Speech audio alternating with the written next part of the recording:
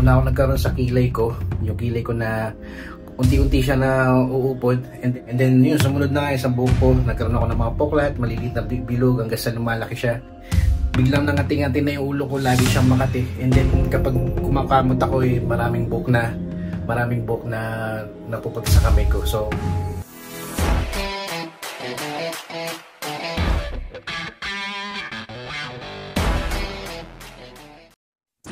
hey yo, what's up mga kadon? Ito na naman ako sa makasaysayang kong video. Makasaysayang araw sa inyo lahat mga kadon. Ay mga kadon, so welcome back. So ayan, pagbabalik ni Macdon TV.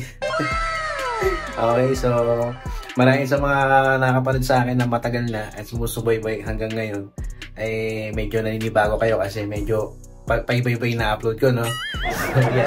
So kasi nag-experiment lang talaga ako kung ano ba yung pwedeng maging effective dito sa channel ko.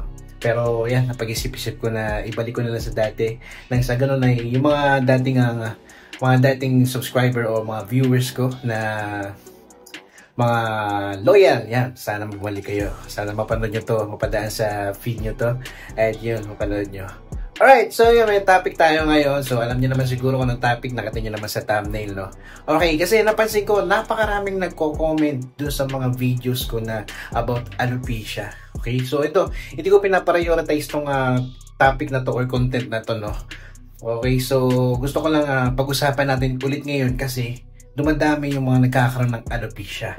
And then yan, sasabihin ko sa inyo sa mga bago pa lang dito at mapapadaan, malamang sinesearch nyo kung ano ba yung mga dapat na kailangan sa mga alopecia, kung ano ba yung alopecia, no? Okay, so ako hindi naman ganun kalawak yung kaalaman ko about sa alopecia, no?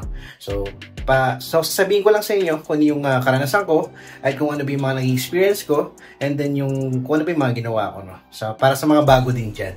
Okay, kasi napansin ko talagang ang daming nagko-comment about sa ano bang treatment na kailangan na ilagay, ano bang gamot, kung saan nabibili ko, paano ba mabili, kung may reseta ba, ganoon yung mga comments sa akin, no? Ang dami. Kahit luma na yung video ko, ang dami pa rin nanonood.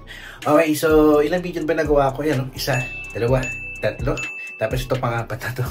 Yan. So yan, sabihin ko na sa inyo, isang mixing video lang, hindi ko masyado patatagalin itong video na to. Okay, so nagsimula yung nagkaroon ako ng alopecia.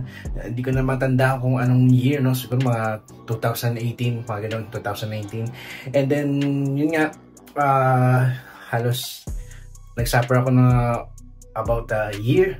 Almost 1 year ako nagsuffer about sa alopecia ko, no? Pero yun, nakaka-stress talaga. Kaya sana sa mga meron dyang alopecia, napapansin nyo, naglagas yung buhok nyo, nagkakaroon kayo ng poklat, huwag kayong ma-stress kasi doon ang gagaling yan sa katayan, sa stress. And then sa puyat, and then sa sobrang pagod na rin, kulang sa tulog. Yan, so sobrang pag-iisip. Yan yung mga ilan sa mga nalaman ko tungkol sa alopecia, sa mga tungkol sa cause ng alopecia, no? Alright, so meron naman gamot dyan, kaya huwag kayong mag-alala at huwag kayong ma-stress.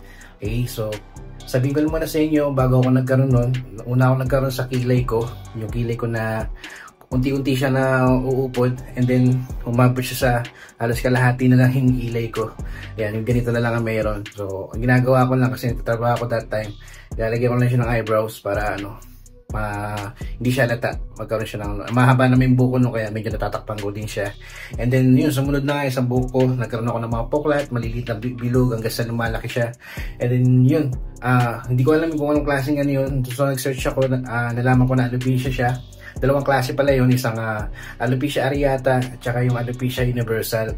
So sa alopecia universal naman mga boss, sa alopecia universal naman mga kadon, yun yung type ng alopecia na halos buong buhok sa katawan mo malalagas, halos basta lahat ng buhok sa katawan mo matatanggal. Pero yung sa areata, may ibang part lang katulad sa buhok, sa kilay o sa bigote, may part lang na mawawala. Pero tutubo pa rin yung mga kadon, no? Lalo na kapag treatment nyo. Pero bago kayo mag-treatment ng buhok, bago kayo maglagay ng kung ano na sa buhok nyo, mas mainam na magpa-check up kayo sa mga malapit na dermatologist dyan na specialist about the scalp, mga ganon. So kasi ganon ang ginawa ko nung nagkaroon ako, at kaya nagamot ko rin siya.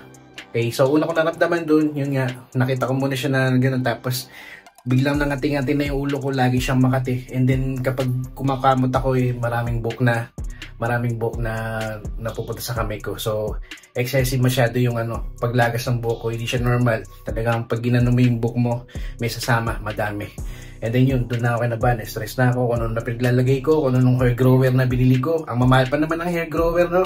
Pero yun, sumugal ako, bumili ako. Hindi naman siya effective. Merong ibang effective na kaya lang mabagal. Pero nung nagpa-check up na ako sa dermatologist sa Quezon City, hindi ko lang sabihin kung saan at kung anong pangalan ng dermatologist, nakalimutan ko rin naman.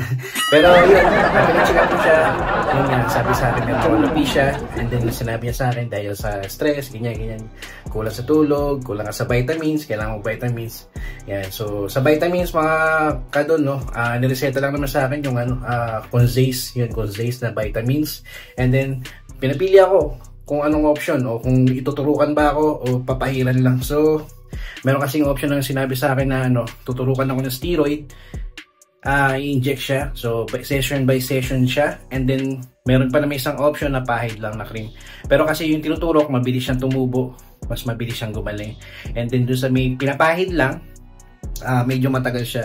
Pero pinili ko pa rin yung pahid lang na cream lang ganun. So niresetahan niya na lang ako at yun, binili ko siya.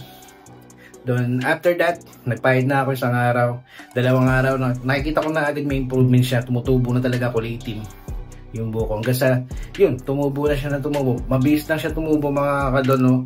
Halos week lang, wala pa isang buwan, tumubo na siya.